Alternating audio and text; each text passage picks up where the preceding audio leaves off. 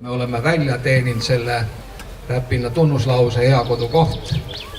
Ma tahan ütelda seda, et sõbrad koos me veel teenime seda tunnuslauset ja meie kodukoht peaks järjest paremaks muutuma.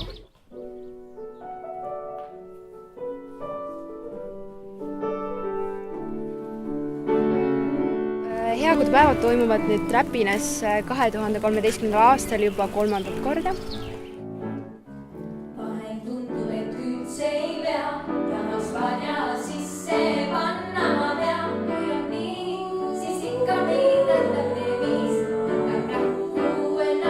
Meil on alati väga huvitavad töötoad, ekskursioonid, aianduse, käsitöö, puitehituse ja väga erinevatel aladel, et igaüks, kes meid külastab, saab nii laada melust osa, kui saab väga palju uut infot.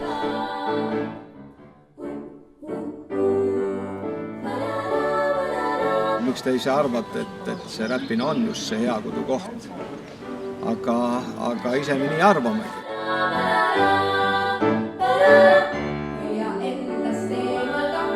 Tegemist on siis meie hiljuti läbi viidud ideekonkursiga, mille raames me siis otsisime ideekavandit Räpina paberivabriku ühe laohoone ilmestamiseks siis ajaloolises võtmes.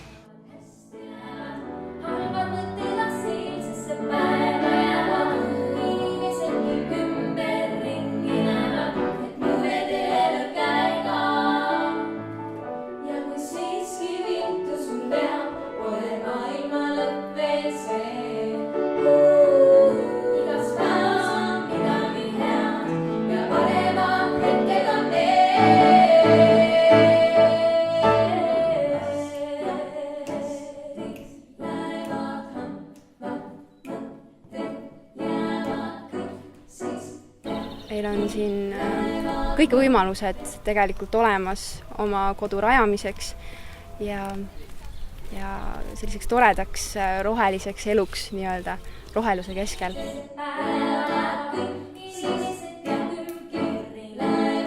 Räpina rahvas peab lugu oma kodust ja mitte suhtuda Räpinasse kui heasse kodukohta.